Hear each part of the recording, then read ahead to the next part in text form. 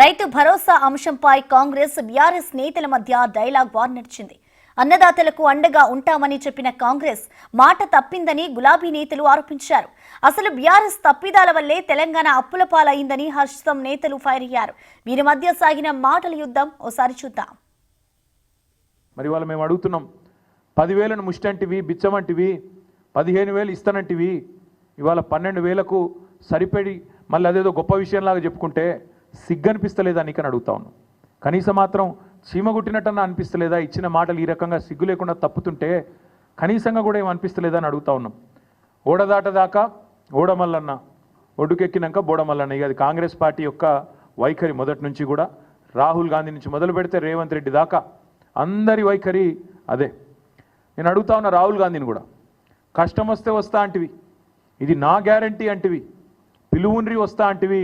వాళ్ళ తెలంగాణ రైతులు అడుగుతున్నారు, రాహుల్ గాంధీ గారు ఎక్కడున్నారు మీరు? అసలు మీ ప్రభుత్వం ఇన్ని మోసాలకు పాల్పడుతుంటే, రైతు భరోసాని కూడా ఇవాళ రైతు నిరాశగా మారుస్తుంటే, రాష్ట్రంలోని రైతాంగాన్ని నయవంచన చేసి గొంతు కోస్తుంటే ఎక్కడ ఉన్నావు రాహుల్ గాంధీ నేను అడుగుతా ఉన్నా.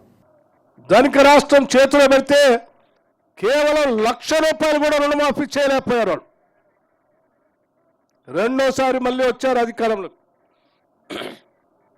మళ్ళీ ₹1,00,000 రుణమాఫీ చేస్తూ ఉన్నారు.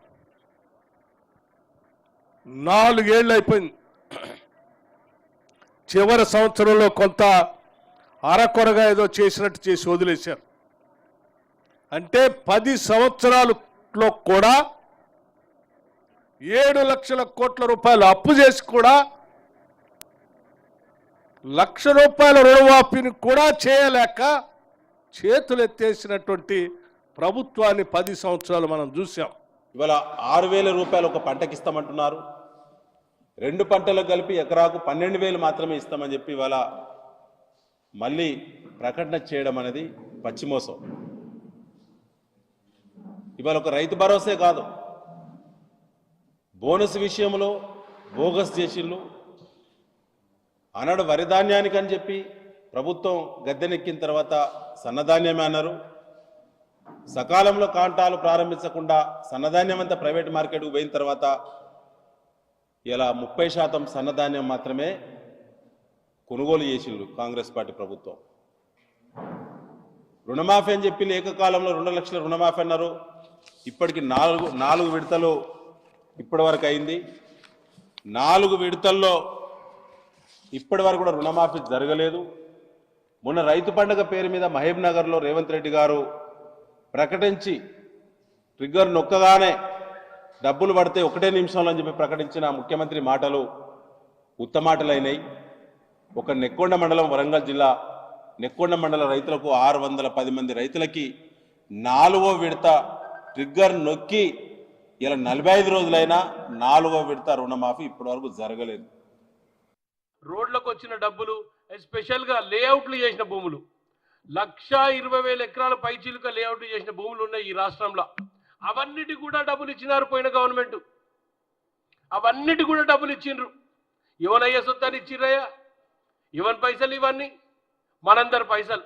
మేము ఖచ్చితంగా చెప్తున్నాం, ఈ రాష్ట్రంలో కాంగ్రెస్ పార్టీ ప్రభుత్వం పండించి నొందే పంట అంటే ఎవడైతే సాగు చేసుకుంటాడో సాగు చేసిన వాళ్ళకే డబ్బులు ఇవ్వాలని ఒకటే ఉద్దేశంతో డబ్బులు సాగు చేసిన వాళ్ళకే ఇస్తాము. సాగుకు అనుకూలమైన భూములకే డబ్బులు అందుతాయి. గుట్టలకు కానీ, రోడ్లకు కానీ, ఇంకా లేఅవుట్లు చేసిన ప్లాట్లకు కానీ, ఆల్రెడీ అక్విజిషన్ గవర్నమెంట్ అక్వైర్ చేసిన ఎకరాలకు కానీ ఏదైనా అక్విజిషన్ ఉండొచ్చు, ఫార్మా అక్విజిషన్ ఉండొచ్చు, అక్కడ లోకల్ ఇండస్ట్రీస్ అక్విజిషన్ ఉండొచ్చు. ఇవన్నీ కూడా ఎన్నో భూములు అక్విజిషన్లో భాగంగా గవర్నమెంట్ తీసుకోవడం జరిగింది. కొన్ని కారణాల వల్ల ఇంకా కూడా వాళ్లకు డబ్బులు పడుతున్నాయి. అవన్నీ కూడా డిలీట్ చేస్తాం. ఎవరైతే రైతు హక్కు ఉందో ఆ రైతుకే డబ్బులు ఇస్తాము.